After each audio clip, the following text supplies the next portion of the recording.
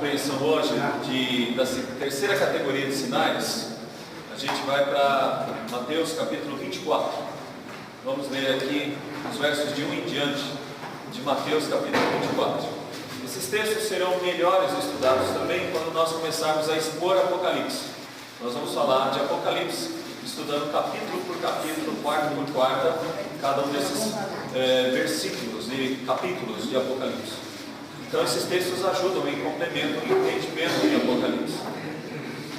O texto que vamos ler é o capítulo 24 de Mateus. Tendo Jesus saído do templo, ia se retirando quando se aproximaram dele os seus discípulos para lhe mostrar as construções do templo.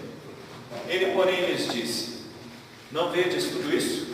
Em verdade vos digo que não ficará aqui pedra sobre pedra que não seja derribada. No Monte das Oliveiras achava-se Jesus assentado quando se aproximaram dele os discípulos, em particular e lhe pediram: dize-nos quando sucederão estas coisas e que sinal haverá na tua vinda e da consumação dos séculos?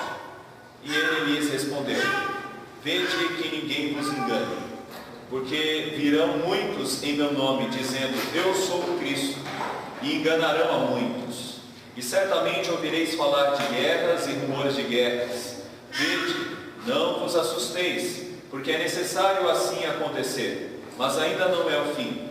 Porquanto se levantará nação contra nação, reino contra reino, e haverá fomes e terremotos em vários lugares. Porém, tudo isto é o princípio das dores. Então sereis atribulados e vos matarão. Sereis odiados de todas as nações por causa do meu nome. Nesse tempo muitos hão de se escandalizar, trair e odiar uns aos outros. Levantar-se-ão muitos falsos profetas e enganarão a muitos. E por se multiplicar a iniquidade, o amor se esfriará de quase todos. Aquele, porém, que perseverar até o fim, será salvo. Até aqui, vamos orar.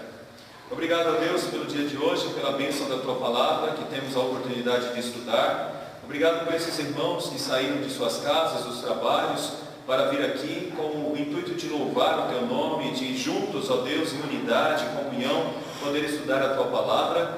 E obrigado, Senhor, porque a Tua Palavra é regra de fé e prática, nos ensina coisas a respeito do passado, do presente e do futuro. E pedimos, ó Deus, que mais uma vez nesta noite de quarta-feira possamos entender o Teu querer para nós ao estudar esse tema tão importante no contexto da escatologia. Obrigado pela vida de cada um, que saímos daqui fortalecidos pelo Teu Santo Espírito. É o que pedimos, Deus Santo e bom, no nome do Teu Santo e amado Filho Jesus. Amém. Amém.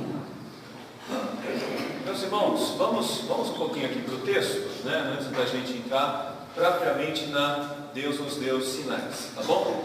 Vamos entender aqui o seguinte: Jesus Cristo está para ir para a cruz, está no final do seu ministério terreno. Ele está passando perto da construção do templo. Herodes está montando um grande templo, uma fortaleza maravilhosa. E os discípulos olham para tudo aquilo e põem Jesus, querendo colocar Jesus para admirar as pedras do templo. E ele diz algo, ele dá um sinal do que aconteceria com aquilo. Em verdade vos digo que não ficará pedra sobre pedra que não seja derribada. Jesus está falando de uma profecia, de um sinal que acontecerá há 70 anos, quer dizer, 70 anos à frente, vamos dizer assim, né? Ou no ano 70, né? Podemos dizer assim. Então seria aí mais ou menos mais 40 anos adiante que isso aconteceria. E lá no Monte das Oliveiras, ele estava sentado lá junto com os seus discípulos, e os discípulos perguntam para ele, dizendo assim: quando que isso vai acontecer? E dize-nos quando sucederão essas coisas e que sinal haverá da tua vinda e da consumação dos séculos? E aí ele vai responder: primeiro, ninguém vos engane. Um dos primeiros sinais é que haveriam pessoas com desejo de enganar. Porque virão muitos em meu nome dizendo: eu sou o Cristo, e enganarão a muitos. Esse aqui é o anticristo, é aquele sinal que a gente viu na semana passada, né? O anticristo. Por incrível que pareça, quando a gente fala anticristo, dá a impressão de que ele é contrário a Cristo. Não, muito pelo contrário do que eu estou dizendo. Pode ser que ele venha com aquela ideia de dizer que é amigo, parecido, tem tudo a ver. Então esse é o grande problema para enganar. parece que tem tudo a ver com Cristo. Então a gente tem que ficar atento a esse tipo de ensinamento que parece ser de Cristo, né? Como que diz aquele shampoo? Tá vendo? A gente identifica as pessoas que assistiam, né, na década de 80 TV, 82 por aí, né, 83 por aí, a gente identifica, né? Semana passada, passou a ler rapidinho, né? Parece, como é, João? Parece, mas não é, né? Então, esse é o problema. O primeiro sinal é o anticristo. E certamente ouvireis falar de guerras e rumores de guerras. Vede, não vos assusteis. Isso aqui é importante para nós hoje. Jesus está dizendo, olha, quando vocês ouvirem estas coisas, não se assustem. Jesus está dando uma dica aqui para a gente, para não ficarmos assustados. Porque é necessário assim acontecer, mas ainda não é o fim. Essa expressão é importante. Por que é necessário ter guerras? Por que é necessário ter terremotos? Por que é necessário ter esse tipo de tribulação? Nós vamos tentar entender isso hoje. Porque se levantará nação contra nação, reino contra reino, e haverá fomes e terremotos em vários lugares. Porém, tudo isso é o princípio das dores. Aqui eu quero que você entenda uma coisa. Isso é importante porque eu vou esclarecer. Quem teve parto natural aqui, levanta a mão. Nossa, isso é uma coisa tão rara. Então hoje, as pessoas levantando a mão, deixa a gente surpreso. Levanta de novo aí, quem teve parto natural? Nossa, bastante gente, né? Vocês se lembram da dor do parto? Se lembram? Muito, né? Muito. Eu já vi esposa querendo matar o marido com dor de parto, né? Não vi assim pessoalmente, eu vi naquelas cenas de Discovery of Health, né? Que mostra assim a esposa com aquelas dores, o marido chega, vai dar tudo certo, e querendo bater no marido, né? Dizer assim, é culpado disso tudo, né? São dores que vêm com aquelas contrações, né? Vocês sabem disso, né? Contrações. Essas são as contrações. E elas vêm, né? Muitas vezes, quanto tempo mesmo? Depende de mulher para mulher. Depende de mulher para mulher. Mas vamos ter uma ideia. Vamos falar de alguém que teve 5 filhos. Não, assim... 4. A Dila teve 4 filhos, né? 3. Então, mas é assim, tem mulher que é de meia hora, outra vai... Meia hora, então, é isso aí. Demora, né? É dolorido, mas bem pausadamente. Porque Jesus está dizendo que tudo isso que a gente está vendo, inclusive hoje, de guerras, catástrofes, fomes, tudo isso é só um princípio das dores, né?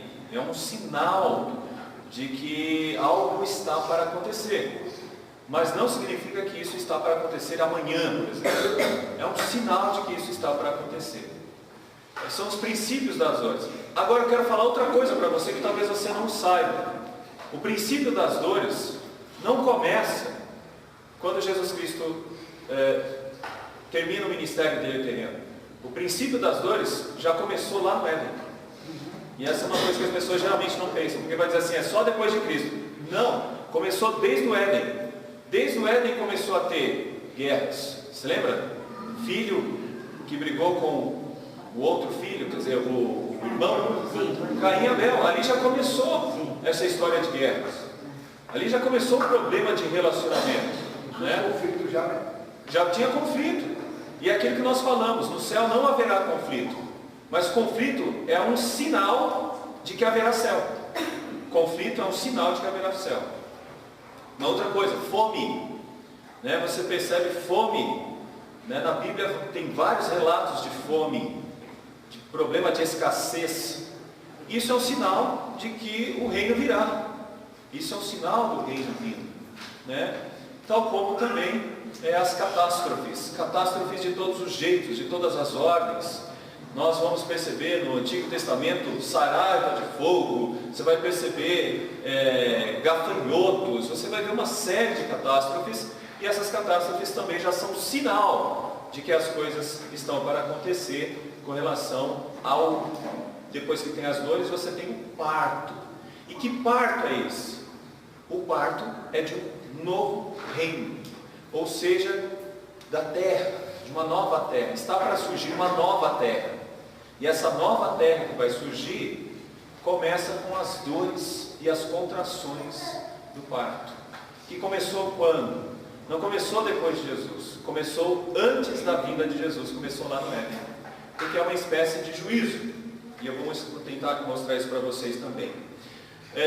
O verso 9 diz assim: então sereis atribulados e vos matarão, sereis odiados de todas as nações por causa do meu nome. E aí a gente está falando da tribulação. Nesse tempo muitos hão de escandalizar, trair e odiar uns aos outros. Aqui é aquilo que nós falamos na semana passada, apostasia. O que é apostasia, gente? Então levantar-se-ão muitos falsos profetas e enganarão a muitos. Lembre-se, nós temos o anticristo, mas antes do anticristo, nós temos os anticristos. O texto de João disse isso para nós, mostrou isso para nós. Anticristos são pequenos imitadores do anticristo, que surgirão antes, né? E por se multiplicar a iniquidade, o amor se esfriará de quase todos. Aqui a gente tem uma cópia do que aconteceu na época de Noé. Você lembra na época de Noé? O amor se esfriou de uma tal maneira que os filhos de Deus, vendo as filhas dos homens que eram formosas para si, tomaram, e assim aumentou a maldade sobre a terra de uma tal maneira que houve o fim, e somente alguns foram salvos, né? Nós estamos falando de Noé. Então o que Jesus está dizendo é o seguinte: quando você perceber que o cristianismo está morrendo, quando você perceber que outras pessoas surgirão com um tipo de fé diferente, mais parecida com a nossa, quando você observar todas estas coisas, perseguição contra os crentes, então nós estamos falando do momento final, né? Agora, quando se fala de guerras, fomes e todas essas coisas, isso sempre aconteceu. Então, é isso que nós vamos entender agora. Então, a gente está falando aqui da importância dos sinais. Olha lá, ó. Não é importante ter um sinal desse? Não é importante? Como é importante ter um negócio desse? Quando você pega uma estrada que já está gasta, que o asfalto já está gasto, que as faixas não existem mais, é terrível, você fica preocupado, né? Você fala, será que eu estou no caminho certo? Onde que eu entro? Mas quando tem um negócio desse tamanho, mostrando para você, entra aqui à direita, é muito bom. Então, os sinais são formas providenciais de Deus para nos deixar atentos e para não nos distrair enquanto a gente está no nosso percurso. Então, a importância dos sinais. E veja bem, os discípulos perguntam, quando será isso? Tem sinais de que isso vai acontecer? Mostra um sinal, porque a gente precisa ter um sinal para não ficar perdido. E Jesus não deixa os discípulos sem falar de sinais. Ele fala sobre os sinais e esclarece a respeito de todos esses sinais. Então aí a gente vê a importância disso. Nesse estudo de hoje, a gente gostaria que você entendesse a importância dos sinais e isso aumentasse a sua fé e muito mais, deixasse você preparado para as tentações, para as lutas da vida, e que você não esqueça de que este não é o seu lugar. Nós estamos passando por este lugar. O nosso lugar é nos céus, na eternidade. Bom? A primeira lição. Sabei na verdade discernir os aspectos do céu e não podeis discernir os sinais dos tempos. O que Jesus está dizendo para os discípulos em Mateus 16, verso 3, é algo muito tranquilo para nós, né? Deixa o João, eu não mando o João embora, deixa o João aí, deixa o João aqui, tá bom? O que é importante para a gente entender aqui é que os discípulos sabiam discernir sinais assim do tempo, mas não estavam conseguindo discernir coisas espirituais, coisas como, por exemplo, a plenitude dos tempos, tudo que estava acontecendo na época. E aí Jesus está dando uma orientação, está dizendo, olha, vocês sabem discernir tudo isso, mas vocês não sabem discernir os sinais dos tempos. E que sinais dos tempos são esses? É o sinal que ele estava passando. Por exemplo, João Batista teve que receber uma orientação assim. Lembre-se, João Batista manda 2 discípulos dele perguntar para Jesus se ele era realmente o Cristo. Sabe o que Jesus disse? Os cegos vêm, os coxos andam né? Os pobres são abençoados, e ele começa a demonstrar os sinais. Que sinais eram esses? Eram os sinais de que ali estava o Messias, sinais de que estava alguém ali que recuperava a natureza. A natureza, por exemplo, não é natural uma pessoa ser cega, e ele recupera, transformando essa pessoa numa pessoa que vê. Não é natural uma pessoa ser coxa, aí ele vai fazer essa pessoa andar. Então Jesus está mostrando ali os sinais, e eles não estavam conseguindo identificar que ali estava sendo mostrado algo poderoso. O próprio Deus estava no meio deles, o próprio Cristo estava no meio deles. Então, para nós isso é importante também. Por quê? Porque Cristo também continua no nosso meio, na pessoa do Espírito Santo. Não é? Estou convosco todos os dias. Então os sinais ainda continuam, tá bom? Outra questão, naquela expressão, por exemplo, voltando aí, né? Não podeis discernir os sinais dos tempos. Nós temos uma expressão grega que significa ta semia ton kairon. Isso é um símbolo, né, significativo dado por Deus, indicando que Deus fez, ou Deus está fazendo, ou está para fazer. O que sabemos é que toda a história é dirigida por Deus. Deus fez, Deus está fazendo e Deus irá fazer. O que Ele sempre irá fazer? Conduzir a história do povo dele, e Ele deixa sempre o povo dele também ciente do que Ele está fazendo por meio de sinais. Vou pegar um sinal básico para nós. Acontece todo primeiro domingo na igreja. Que sinal é? E no terceiro de manhã, Santa Ceia. Por que Deus deixa o sinal que é a Santa Ceia? Para que a gente consiga refletir sobre coisas que a gente sabe que são necessárias por serem materiais, como o corpo dele sendo moído a nosso favor e o sangue dele sendo derramado para nos lavar. Isso é grande importância. É grande importância. Jesus não nos deixa sem sinais, Ele nos dá sinais. Os sacramentos são sinais. E os acontecimentos do dia, de todos os fatos também são sinais. Uma coisa que é importante: algumas pessoas cometem erros na interpretação dos sinais. Eu vou trazer aqui uma informação do Bruckmann que vai nos ajudar a entender quais são esses erros, tá bom? Então, o primeiro erro não é apenas para o tempo do fim. Esse é um erro básico. Muitas pessoas olham para esses erros, olham para os sinais, guerras, fomes, terremotos ou catástrofes, e falam assim: isso aí é quando tiver o fim, quando chegar o fim. Bom, o que acontece é que até a década de 70, 60, a gente não tinha tantas informações das coisas. Tinha informações, mas não eram informações tão rápidas como hoje nós temos. Hoje, por exemplo, nós sabemos de todos os tipos de desastres que acontecem no mundo em uma velocidade relâmpago. Então, para nós hoje seria assustador. É como se dissesse: está vendo? Está aumentando isso daí, está acontecendo em todo lugar. E a gente poderia ter ideia, então está chegando o fim. Não, esses sinais não pertencem somente ao fim. Esses sinais pertencem a todas as épocas, desde a época do Éden. Então, considerar os sinais dos tempos como referindo-se exclusivamente ao tempo do fim é um grande erro. Por exemplo, em Mateus 24, verso 2, diz assim: Ele, porém, lhes disse: Não vedes tudo isso? Em verdade vos digo que não ficará aqui pedra sobre pedra que não seja derribada. Ele está falando de Jerusalém e a queda de Jerusalém. E essa queda acontece 40 anos posteriormente. Então não é para o final, porque isso aconteceu na época ainda dos apóstolos. Isso aconteceu na época do povo de Deus. Então nós não podemos considerar esses sinais como sinais do fim. Sabe por quê? Nós vamos ver vários textos da Bíblia, no Antigo Testamento, que falam sobre coisas assim, que falam sobre coisas desse tipo, né? Então não podemos considerar isso somente para o fim. Outra coisa, não é espetáculo, mas muitas vezes eventos simples. Esse é um outro ponto, porque geralmente quando as pessoas falam assim, os sinais do fim, os sinais do fim é que vai acontecer grandes coisas, tragédias, cataclismas, coisas desse tipo. Mas não é isso. Os sinais dos tempos muitas vezes coisas bem simples. Por exemplo, deixa eu mostrar uma coisa bem simples dos sinais dos tempos. Pregação do Evangelho. Pregação do Evangelho é uma coisa muito simples. E isso é um sinal dos tempos.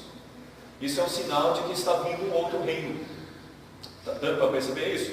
Quando a gente vê, por exemplo, o Evangelho sendo pregado em outros lugares, você está vendo o sinal dos tempos. Foi o planejamento de Deus que com esses sinais nós estivéssemos preparados para um outro reino. Então, a pregação do Evangelho é um sinal. Pastor, sim, Deus está despertando um pouco agora, porque nunca houve há 100 anos um terremoto igual do México, 8 pontos de escala. E também há 100 anos nunca houve furacões como houve nos Estados Unidos agora, né? E também rumor de guerra lá, o ditador lá em Coreia do Norte. Sim. Está ameaçando o mundo todo. Mas nunca houve uma destruição tão grande como a do Vesúvio. Os sinais foram sempre gigantescos. Nós não sabemos do terremoto que atingiu o Portugal e quase acabou com todo Portugal. Toda. Foi maior do que a do México. Você está falando de 100 anos. Mas é porque nós não temos as informações tão exatas dos outros anos. Ou seja, de 200 anos, 400, 300 anos.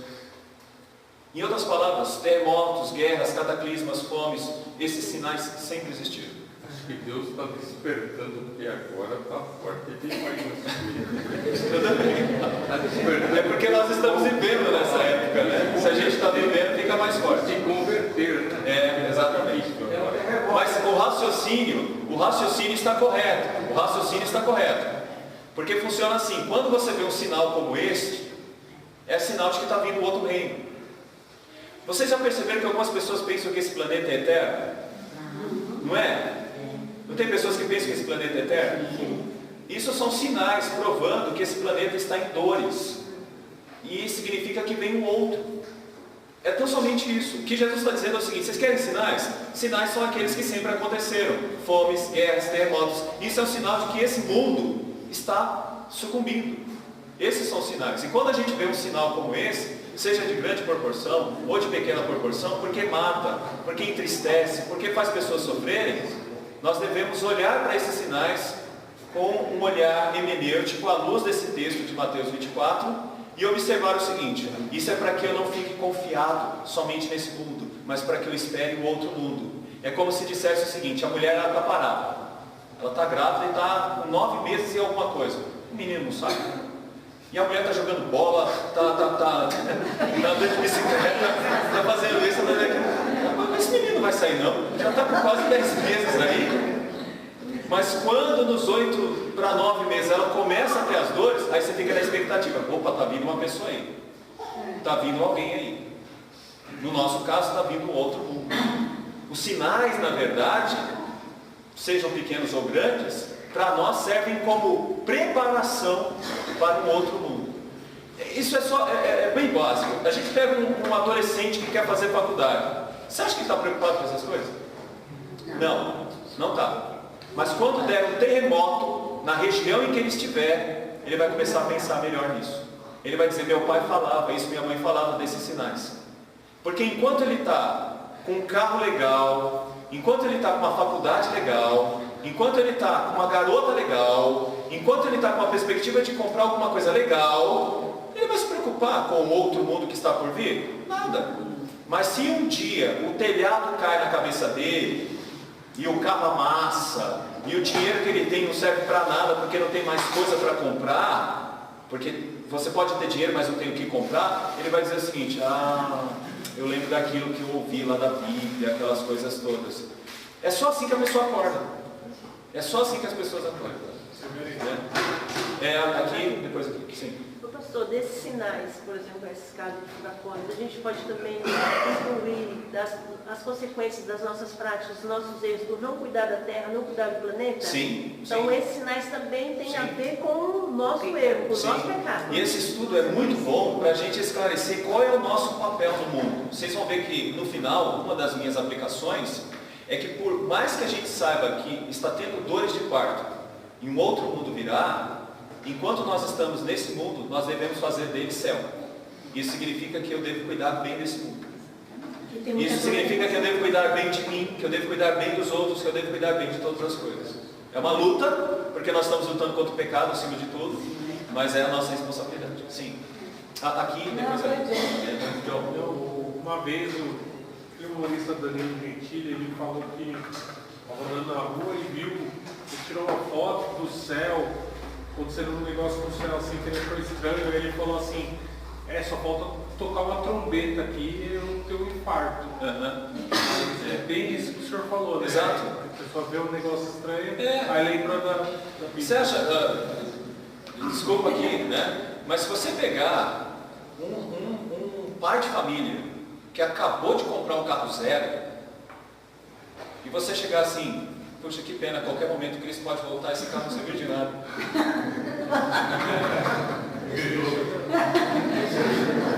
Você não sabe o que eu sofri para comprar esse carro. Para ele seria um estraga prazer danado. Porque ele falou, eu queria pelo menos ir para Santos, eu queria ir para o interior, queria curtir um pouquinho com esse carro.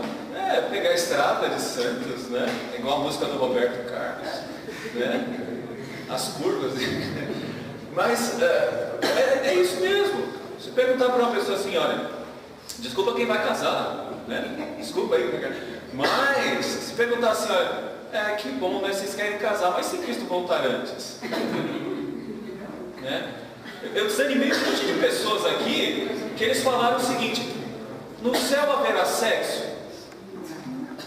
Aí eu falo, provavelmente o que eu entendo é que não, porque no céu somos como os anjos. Essa é uma informação bíblica, não se casam e não se dão em casamento, ou seja, se você tem que aproveitar, aproveita aqui.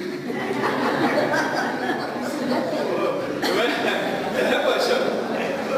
Ou então nos diz, ainda bem que esse sofrimento vai acabar. Mas o que você tem que dizer é que chegar no céu é tão maravilhoso que eu posso ter algumas pessoas desanimaram, falam, puxa, acabou? Eu posso dizer que no céu nós não vamos ter nenhuma preocupação com coisas desse mundo, como era aqui no mundo, como as coisas eram aqui. Nós comíamos isso, nós bebíamos aquilo, nós fazíamos aquilo outro. Não, céu, então isso não é céu, isso é sofrimento. Isso é quase inferno, né? Céu é você lembrar, né, das durezas e das agúrias e dos sofrimentos e dizer, eu não vou ter mais. Isso é céu. Então é isso. Airan, você ia falar? Não? Tá bom. Então é isso aqui. Agora vamos lá, sinais simples. Quais os sinais simples? Olha para esse texto aqui, ó. Está aqui, viu, Davi? Ó, Lucas 10, 17 a 21. Tá bom? Lucas 10, 17 a 21. Não vem o reino de Deus como visível aparência, nem dirão, ei-lo ali ou lá está, porque o reino de Deus está dentro de vós. Sabe qual é um dos grandes sinais de que o reino está chegando? É você e a sua fé, sendo preservada a sua fé, você dando testemunho da sua fé. Quando você dá testemunho da sua fé, é uma forma de provar de que o reino está chegando. Aí você lembra de uma Eric Liddell nas Olimpíadas de 1922, que deu testemunho, não correu no domingo, porque domingo era dia para servir a Deus, né? Você olha talvez para o Martin Luther King, que foi pastor, mas ao mesmo tempo foi um lutador para desenvolver uma preocupação grande, né, contra a segregação racial, que era tão forte nos Estados Unidos. Então você vê exemplos de pessoas que, com o ponto de vista cristão, mudam o mundo. E aí esse é o sinal do reino, né? Esse de fato é o sinal do reino. Sim. Eu sempre entendi uma passagem que tem que quando Jesus vier, se tiver dois, vai um, fica o outro, isso eu não entendo. Nós vamos estudar, né? Os próximos momentos nós vamos estudar, porque isso quando nós falarmos sobre isso, nós vamos falar sobre o arrebatamento. E esse é um tema gigantesco em escatologia. Talvez a gente vai ter que levar 2 quartas para falar sobre arrebatamento. Então a gente vai falar sobre ele. Se a gente entrar aqui, a gente não sai daqui hoje, né? E a gente quer terminar no horário, aqui o nosso horário. Mas é uma pergunta muito interessante. Segura ela aí e daqui a uns 3 ou 4 estudos a gente vai tratar disso, tá bom? Não serve para datação. Esse é um outro erro. alguns tentaram datar o final dos tempos, tentaram datar a vinda de Jesus Cristo com os sinais dos tempos. Por exemplo, teve a Guerra do Golfo, que foi a guerra que a gente presenciou, porque a gente presenciou visualmente, né? Nenhuma guerra foi tão visível como a Guerra do Golfo, porque a gente viu a invasão, a gente viu tudo aquilo, né? E algumas pessoas já começaram a fazer previsão. Ó, Jesus vai voltar, Jesus vai voltar, Jesus vai voltar. Não dá para você fazer datação da volta de Jesus com esses sinais. Não servem para isso. Eles servem só para mostrar que vai vir um reino, princípio das dores, mas não significa com isso que seja o fim. Então não serve. Mateus 24:36 diz assim: mas a respeito daquele dia e hora, ninguém sabe, nem os anjos dos céus, nem o Filho, senão o Pai. Você acha que se nem os anjos sabem,